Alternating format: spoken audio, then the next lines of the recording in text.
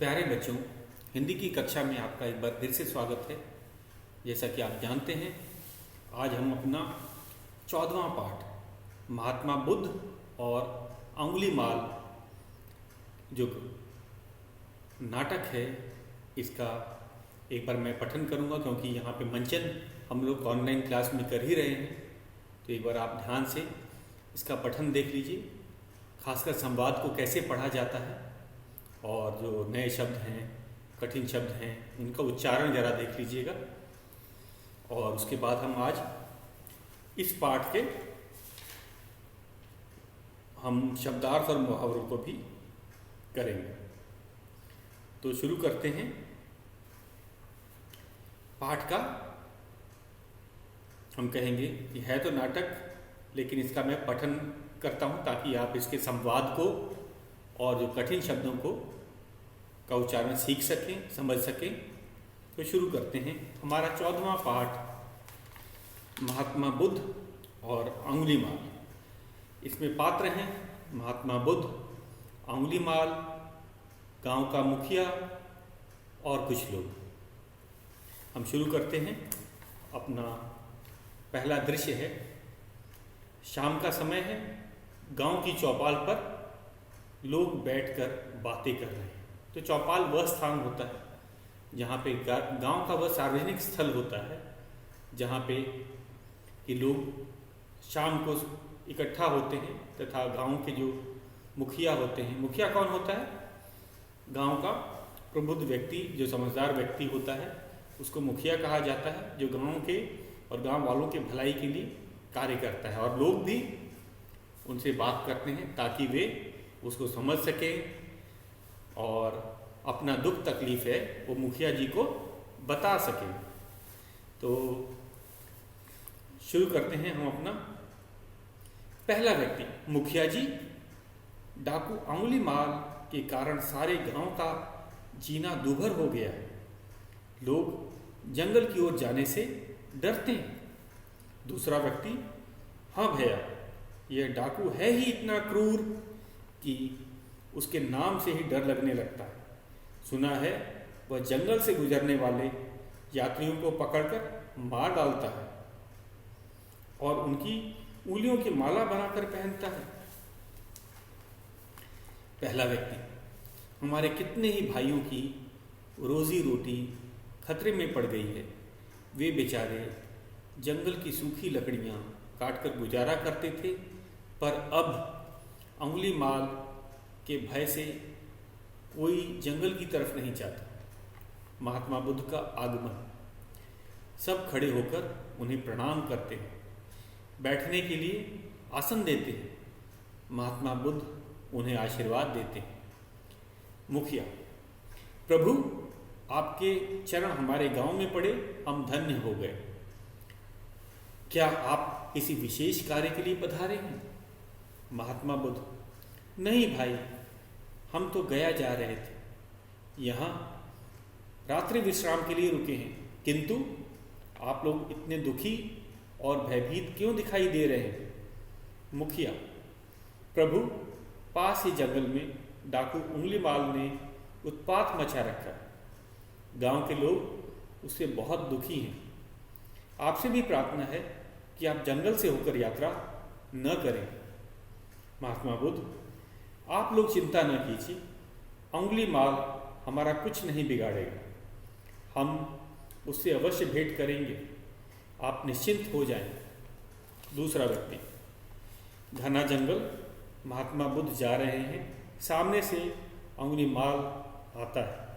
अंगुलीमाल, ये रुक जाओ, मेरे इलाके में इस तरह निडर होकर घूमने का साहस तुमने कैसे किया? महात्मा बुद्ध, आओ अंगुलीमाल, हम तुम्हारी ही प्रतीक्षा कर रहे थे। अंगुलीमाल, मूर्ख, क्या तुम्हें मुझसे डर नहीं लगता? महात्मा बुद्ध, डर कैसा भाई, हम तुम्हारे इलाके में आए हैं, तुम्हारे अतिथि हैं, क्या तुम हमारा एक काम नहीं करोगे? अंगुलीमाल, अच्छा, तनिक अधिक बातें ना करो, बोलो क्या काम है? महात्मा बुद्ध, भाई जरा उस पेड़ से मेरे लिए 4 पत्ते तोड़कर ला दो। अंगुलीमाल जाता है और पत्ते तोड़कर ले आता है।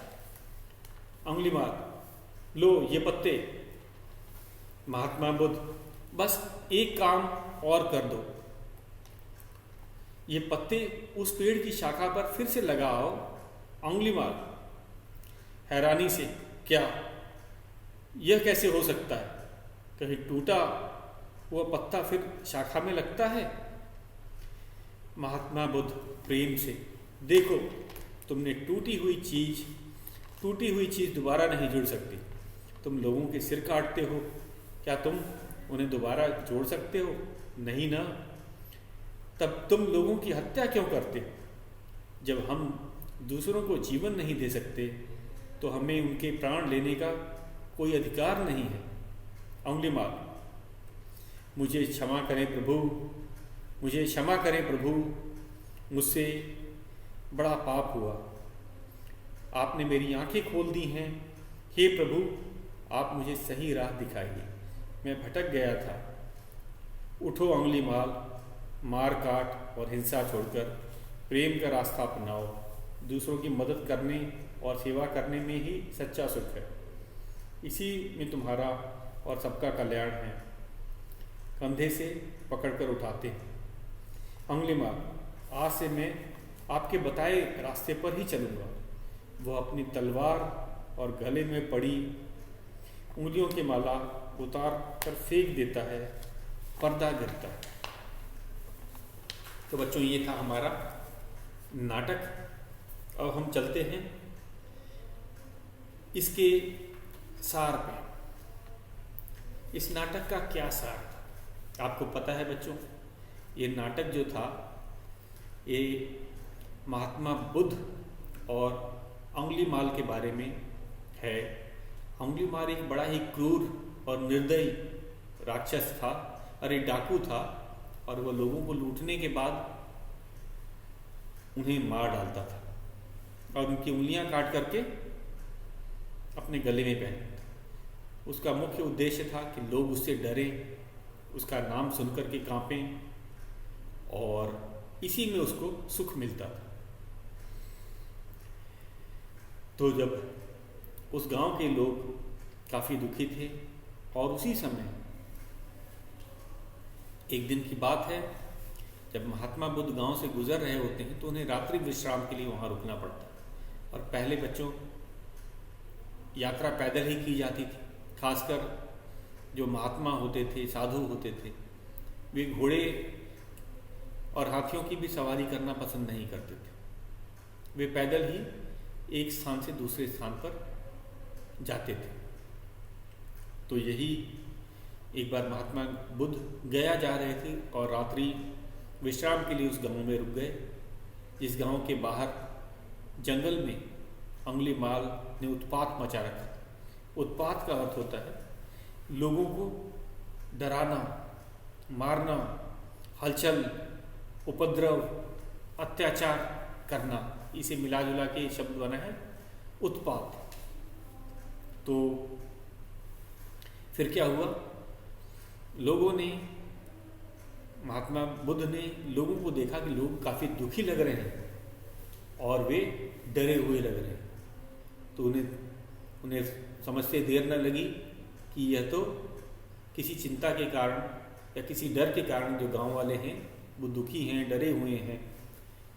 तो गांव के मुखिया ने जब उन्हें बताया कि ये बात है कि अंगुलीमाल हमारे गांव के जो बाहर जंगल है उसमें रहता है, जो भी यात्री उस जंगल से गुजरता है वह उसे लूट लेता है और उसके बाद उन्हें मार करके उनकी उंगलियों की माला पहनता है। और इसी कारण जो गांव के लोग थे वे अब जंगल में जाकर लकड़ी काटने का काम भी नहीं कर सकते, और उनके आगे रोज़ी रोटी का मतलब रोज़ी रोटी का संकट, मतलब वो उन्हें क्या खाएं, उनकी जो कमाई का जरिया था वह भी खत्म हो गया है, बंद हो गया है। किस कारण से? अंगुलीमाल। अब वे काफ़ी दुविधा में हैं। अगर वे जंगल में जाएंगे तो अंगुलीमाल उन्हें मार डालेगा, अगर नहीं जाएगा तो वे भूख से मर जाएंगे। तो महात्मा बुद्ध ने देखा कि उन्होंने लोगों को ढाढ़स बंधाया और उन्होंने कहा कि कोई बात नहीं, मैं इस डाकू से अवश्य भेंट करूंगा। दूसरे दृश्य में हम देखते हैं कि महात्मा बुद्ध और अंगुलीमाल दोनों का आमना सामना हो जाता है और उस समय बड़े शांत भाव से महात्मा बुद्ध अंगुलीमाल से को बताते हैं कि वे तो उनके मेहमान हैं। अतिथि का अर्थ होता है मेहमान, और जैसा कि सबको पता है अतिथि का स्वागत किया जाता है, उन्हें मारा नहीं जाता है। तो इस कारण उन्होंने अंगुलीमाल को भी कहा कि मुझे कोई डर नहीं, मैं तो आपका अतिथि हूँ।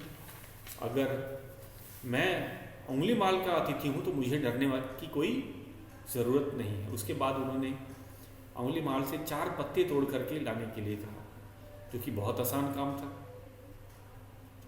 अंगुलीमाल ये बात समझ नहीं सका। उसने फौरन उसने कहा कि जो व्यक्ति मुझे उनका मेहमान बता रहा है, तो मैं चलो इसकी बात मान लेता हूँ, अभी काम भी तो बहुत बड़ा नहीं दिया। उसने फौरन पेड़ से 4 पत्ते तोड़े और महात्मा बुद्ध को दे दिया। महात्मा बुद्ध ने कहा कि आपको एक और काम करना है, इन पत्तों को फिर से जहाँ जिस शाखा से आपने तोड़ा था वहाँ लगा दें। तो ये बात अंगुलीमाल को समझ नहीं आई। उसने कहा कि अरे ये तो हो ही नहीं सकता, एक बार अगर पत्ता डाल से टूट जाए तो उसे दोबारा नहीं जोड़ा जा सकता। वह तो सूख जाएगा। अगर हम उसको चिपकाने या सिलने का भी प्रयास करेंगे तो वो पत्ता मुरझा जाएगा, अब उसमें जान नहीं बची है। तो महात्मा बुद्ध ने भी यही बात उन्हें समझाई कि जिस तरह तुम लोगों के सर काट डालते हो, उनके प्राण ले लेते हो, तो अगर तुम किसी के प्राण नहीं दे सकते तो तुम्हें प्राण लेने का भी अधिकार नहीं। तो यह बात हम कहेंगे अंगुलीमाल को समझ आई। वे महात्मा बुद्ध से काफ़ी प्रभावित हुए। उसे अपनी गलती का, अपने पाप का प्रायश्चित हुआ और उसने उसी समय महात्मा बुद्ध को अपना गुरु मान लिया और उनकी शरण में चला गया। उसने कहा, प्रभु अब जो रास्ता आप दिखाएंगे मैं उसका ही पालन करूँगा। आपने मेरी आंखें खोल दी हैं। अब तक मैंने अनजाने में बड़ा पाप किया है, लोगों को मारने का, हत्या करने का। महात्मा बुद्ध उसे माफ़ कर देते हैं। तो माफ़ करना भी बच्चों एक, हम कहेंगे ये साधु का, महात्मा का स्वभाव होता है। अगर कोई अपना पुराना बुरा कर्म छोड़ करके अच्छे रास्ते पे चलता है तो उसका हमें प्रोत्साहन करना चाहिए ताकि वह भी आम लोगों के साथ आ जाए। और उन्होंने अंगुलीमाल को माफ़ कर दिया और अंगुलीमाल भी उन्हें अपना गुरु मान लेता है और उनकी तरह ही अहिंसा के मार्ग पे चलने का प्रण करता है। इसके बाद वह अंगुलीमाल अपने गले की माला और तलवार फेंक देता है, क्योंकि अब उसके जीवन में कभी भी हिंसा के लिए अब कोई स्थान नहीं था। इसी के साथ ही पर्दा गिर जाता है। तो ये था बच्चों हमारे कविता का सारांश। तो हमें क्या शिक्षा मिलती है, इस कविता बोल रहे हैं, इस नाटक का सारांश था कि हमें महात्मा बुद्ध की तरह जो बताए हुए संदेश क्या था, उनका अहिंसा का और प्रेम का संदेश उन्होंने दिया था। महात्मा बुद्ध ने दुनिया में अहिंसा और प्रेम का संदेश हमें दिया था। हमें कभी भी हिंसा नहीं करनी चाहिए, किसी भी प्राणी को मारना नहीं चाहिए, सताना नहीं चाहिए, दुख नहीं देना चाहिए और सबके साथ प्रेम का व्यवहार करना चाहिए। यही महात्मा बुद्ध का संदेश था और इसी संदेश को उन्होंने पूरे अपने जीवन भर लोगों को दिया। वे एक राजा के पुत्र थे। बचपन में महात्मा बुद्ध का नाम सिद्धार्थ, और अपने बचपन से ही इनकी कहानी पढ़ी होगी कि जब वे एक बार बगीचे में घूम रहे थे तो उन्हें एक घायल हंस मिला। उन्होंने उसमें जो तीर लगा था उसको निकाला, उसकी देखभाल की, मरहम पट्टी की, तभी उनका जो भाई था वह आ गया, क्योंकि वह तीर उसी ने मारा था। और उसने हंस की मांग की, लेकिन सिद्धार्थ, महात्मा बुद्ध का बचपन का नाम सिद्धार्थ, उन्होंने साफ मना कर दिया कि वे हंस को नहीं देंगे। यहाँ तक कि जब वे राजा के पास भी गए, दोनों भाई के बीच में जो विवाद हो गया था उसको सुलझाने के लिए वे राजा के पास भी पहुँचे, अपने पिता के पास, कि भाई पिताजी फैसला करेंगे कि हंस किसका रहेगा। तो पिताजी ने भी सिद्धार्थ का ही पक्ष लिया, क्योंकि जो बचाने वाला होता है उसका हक मारने वाले से कहीं अधिक होता है, और अंत में हंस सिद्धार्थ को ही मिल जाता। तो बचपन से ही हमने देखा कि वे अहिंसा से और तथा सभी जीव जंतुओं से प्रेम करते थे, और यही था हमारे इस पाठ का, हम कहेंगे, सार। हमें भी अहिंसा का मार्ग अपनाना चाहिए। हमारे राष्ट्र पिता महात्मा गांधी ने भी अहिंसा पे ही बल दिया था, और उन्होंने जो अंग्रेज़ों से जो हमारी लड़ाई थी वो अहिंसा के बल पर ही जीती थी। हमने आज़ादी भी अहिंसा के बल पर ही हासिल की थी। अंग्रेज़ों को मजबूर कर दिया कि वे हमारा देश छोड़ के चले जाएं। तो अहिंसा में बहुत बल होता है। कुछ लोगों को लगता है कि अहिंसा कमज़ोरों की निशानी है, लेकिन यही बात महात्मा बुद्ध लोगों को सिखाते गए कि जो हिंसा करता है वही कमज़ोर होता है, अहिंसा वाला व्यक्ति ही मजबूत होता है, बहादुर होता है। और जीवन पर्यंत उन्होंने जो शिक्षा दी, अहिंसा और सभी जीव जंतुओं से प्रेम, यही दो, हम कहेंगे, बौद्ध धर्म के मुख्य स्तंभ हैं। तो ये था हमारा पाठ। अब हम चलते हैं जो शब्द और मुहावरों पे। इस पाठ में बच्चों एक ही मुहावरा आया है। हमारा मुहावरा है, आंखें खोलने का अर्थ होता है ज्ञान देना या सावधान करना। तो इसमें हमने देखा, इस पाठ में हमने देखा कि महात्मा बुद्ध ने अंगुली माल की आंखें खोल दी थी। तो आंखें खोलने का एक मुहावरा है, इसका अर्थ होता है ज्ञान देना या सावधान करना। तो उन्होंने ज्ञान दिया था अंगुली माल को कि अहिंसा से दूर रहो, हिंसा से हम किसी को नहीं सताना करना चाहिए। और शायद उन्होंने सावधान भी किया था, ये पाप होता है, किसी को मारना, किसी को सताना, किसी के साथ हिंसा करना, ये पाप में गिना जाता है। तो इसके शब्दार्थ हम लोग एक बार फिर से देख लेते हैं। इस पाठ के पात्र शब्दार्थ हैं। पात्र, नाटक का अभिनेता को पात्र कहा जाता है। नाटक में जैसे हमारे यहाँ पे जो पात्र थे, ये क्या कर रहे थे, इसमें कोई महात्मा बुद्ध नहीं था। हमने ऑनलाइन क्लास में भी आपको बताया था, जो बच्चे महात्मा बुद्ध का पात्र कर रहे हैं वह महात्मा बुद्ध नहीं है, वह उनका अभिनय कर रहा है। उंगली माल जो है वह भी अभिनय द्वारा किया जा रहा है। तो नाटक के अभिनेता को पात्र कहते हैं। अभिनय का अर्थ होता है एक्टिंग, इंग्लिश में वर्ड है एक्टिंग, अभिनेता एक्टर। तो पात्र नाटक का अभिनेता होता है। चौपाल, गांव में लोगों के उठने बैठने का स्थान, जो ऊपर से ढका हो, चारों ओर से खुला हो। तो ये सार्वजनिक जगह होती है गांव की। अगर गांव में कभी सभा करनी हो तो कोई नहीं चाहेगा, या मुखिया जी भी नहीं चाहेंगे कि उनके घर में सारे गांव वाले आ जाएं, क्योंकि एक तो घर सब कोई हर किसी के घर में नहीं जाना चाहेगा और रोज़ नहीं जाना चाहेगा। तो चौपाल एक सार्वजनिक जगह होती है जहाँ गांव के लोग निश्चिंत होकर वहाँ आते हैं, वहाँ बैठते हैं, अपनी बात दूसरों के सामने रखते हैं, दूसरों की बात सुनते हैं, मुखिया से चर्चा करते हैं, तथा मुखिया भी गांव वालों के साथ मिलकर गांव की भलाई के बारे में कोई निर्णय लेते हैं। तो उस स्थान को चौपाल कहा जाता है। और ये यहाँ पे उठने और बैठने के लिए काफ़ी पर्याप्त जगह होती है।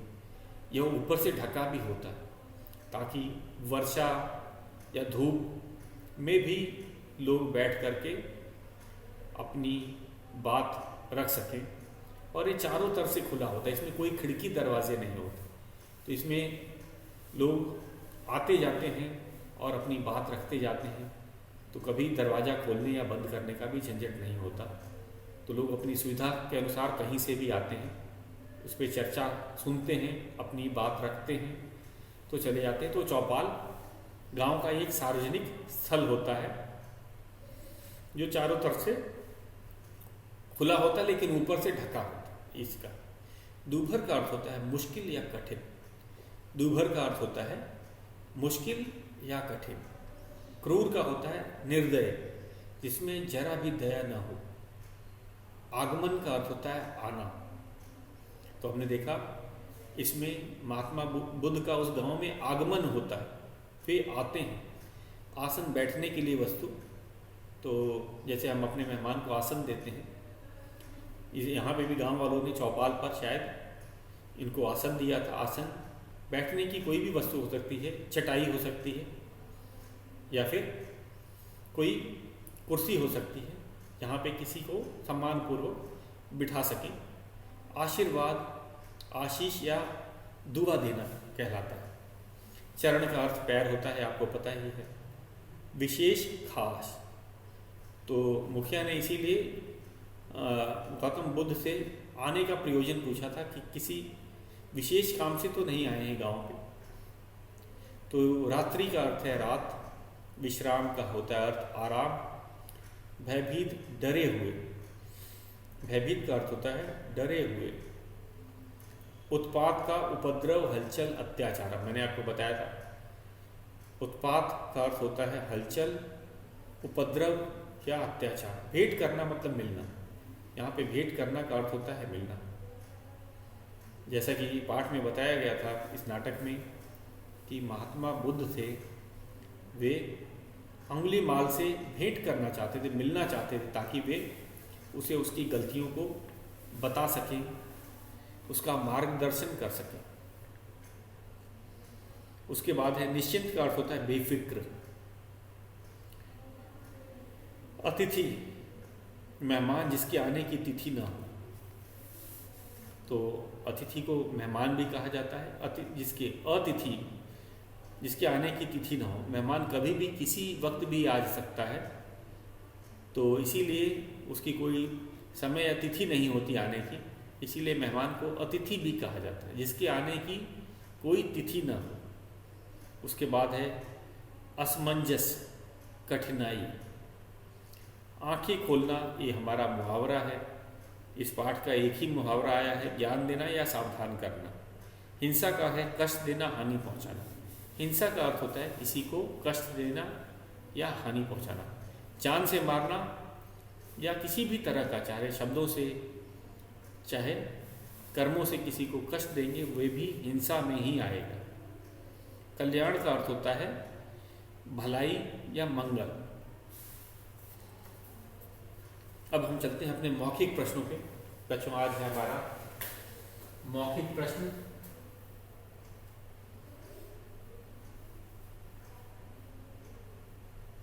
जैसा कि आपको पता ही है, तो हम मौखिक प्रश्नों को मौखिक रूप से ही करते हैं और लिखित को नोटबुक में लिखते हैं। तो मौखिक प्रश्न में हमारा पहला प्रश्न है, तो पहला है निम्नलिखित प्रश्नों के उत्तर लिखें।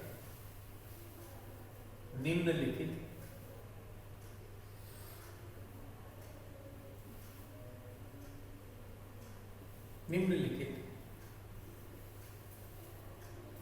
प्रश्नों के उत्तर दो। निम्नलिखित प्रश्नों के उत्तर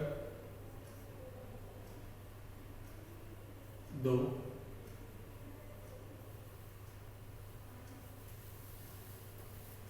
पहला है क, गांव के लोगों का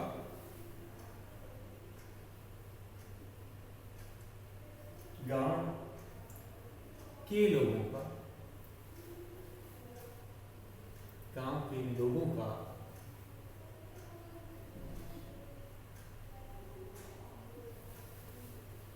जीना दूभर क्यों हो गया? जीना दूभर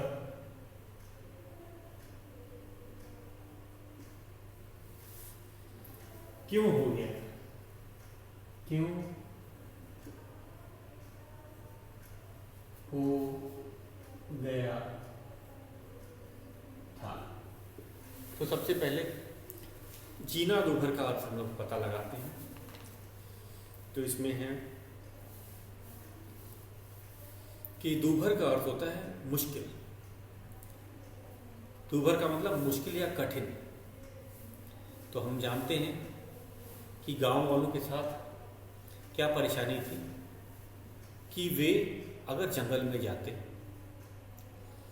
क्योंकि गांव वालों का व्यवसाय में कुछ उन्हें लकड़ियां जो थी जंगल से वे लेने जाते थे और लकड़ियों को बेच करके गुजारा करते। उनको जो पैसे मिलते थे उनसे उनका गुजारा चलता था। अब जंगल तो जा नहीं सकते।